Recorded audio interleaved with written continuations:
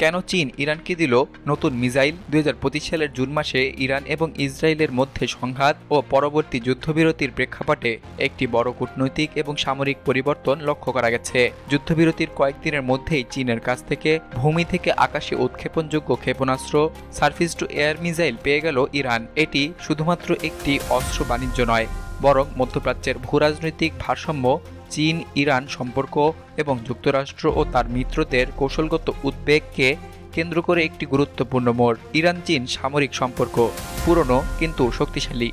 Iran এবং চীনের মধ্যকার সামরিক সহযোগিতা নতুন কিছু নয়। 1980-র দশকে ইরাক-ইরান যুদ্ধ চলাকালে ইরান প্রথমবার চীনের তৈরি HY-2 সিল্ক ওয়ার্ম ক্রুজ ক্ষেপণাস্ত্র সংগ্রহ করে উত্তর কোরিয়ার মাধ্যমে। এরপর 2010 সালে বিভিন্ন প্রতিবেদনে উঠে আসে ইরান চীনের HQ-9 বিমান প্রতিরক্ষা ব্যবস্থা সংগ্রহ করেছে। ইরানের প্রতিরক্ষা ব্যবস্থা ধীরে ধীরে চীন এবং রাশিয়ার উপর নির্ভর করে গড়ে উঠেছে। বর্তমানে তারা রাশিয়ার S-300 এবং নিজস্ব প্রযুক্তির খোরদাদ 15 বাভার 373 ব্যবহার করলেও ইসরায়েলের আধুনিক F-35 স্টেল বিমান মোকাবেলায় এসব ব্যবস্থা কতটা কার্যকর তা নিয়ে আন্তর্জাতিক বিশ্লেষকরা সন্দিহান। ইরান ইসরায়েল সংঘাত এবং দুর্বল হয়ে পড়া আকাশ প্রতিরক্ষা। 2025 সালের মে-জুন মাসে ইরান এবং ইসরায়েলের মধ্যে সংঘাতের সময় ইসরায়েল F-35 যুদ্ধবিমান ব্যবহার করে ইরানের পারমাণবিক কেন্দ্র, ব্যালিস্টিক ক্ষেপণাস্ত্র ঘাঁটি এবং সামরিক নেতৃত্বে ব্যাপক হামলা চালায়। এই হামলায় বেশ কয়েকজন পরমাণু বিজ্ঞানী এবং শীর্ষ জেনারেল নিহত হন, যা ইরানের নিরাপত্তা কাঠামোয় বড় ধাক্কা। এই ব্যর্থতার অন্যতম কারণ ছিল ইরানের আকাশ প্রতিরক্ষা ব্যবস্থার দুর্বলতা।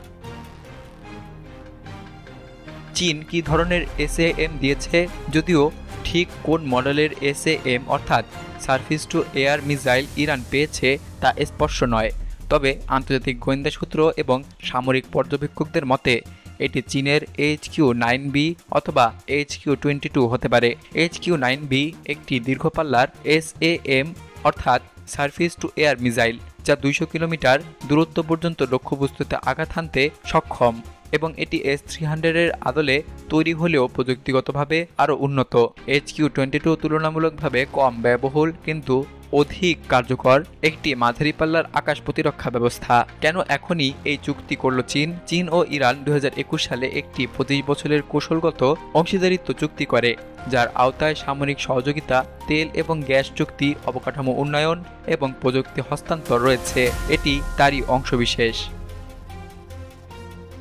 চীন, রাশিয়া এবং ইরান এখন অনেকটাই একটি বিকল্প বৈশ্বিক অক্ষ গঠন করছে, যা মার্কিন নেতৃত্বাধীন পশ্চিমা জোটের বিরুদ্ধে কাজ করছে।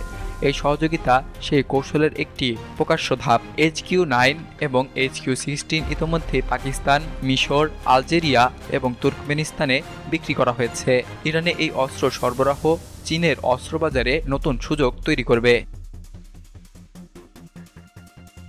মধ্যপ্রাচ্যে কৌশলগত ভারসাম্যের পরিবর্তন। ইসরায়েল যদি বুঝতে পারে ইরান এখন HQ-9 অথবা HQ-22 ব্যবহার করছে, তাহলে তারা হামলার পদ্ধতিতে পরিবর্তন আনতে বাধ্য হবে।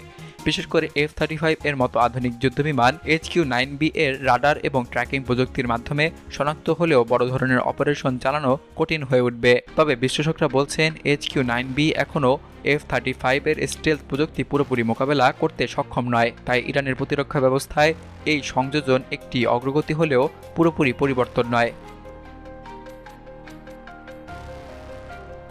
চীনের কাছ থেকে ইরান যে নতুন ভূমি থেকে আকাশ ক্ষেপণাস্ত্র ব্যবস্থা পেয়েছে তা শুধু সামরিক সরঞ্জামের বিনিময় নয়, বরং এটি বর্তমান ভূরাজনৈতিক প্রেক্ষাপটে একটি কৌশলগত বার্তা। এটি স্পষ্ট করে দেয় যে মধ্যপ্রাচ্য আর আগের মতো একমুখী শক্তির নিয়ন্ত্রণে নেই। চীন এখন শুধু অর্থনৈতিক সুপার পাওয়ার নয়, বরং সামরিক এবং কূটনৈতিক প্রভাব বিস্তারেও সক্রিয়। আর ইরান নিষেধাজ্ঞা সত্ত্বেও নিজের প্রতিরক্ষা কাঠামো আরও শক্তিশালী করতে প্রস্তুত। এই অস্ত্র চুক্তি পরবর্তী দিনগুলোতে ইসরায়েল ইরান দ্বন্দ্ব আরও জটিল করে তুলতে পারে, যার প্রভাব শুধু মধ্যপ্রাচ্যে নয়, বরং পুরো বিশ্বের রাজনীতিতে প্রতিফলিত হবে।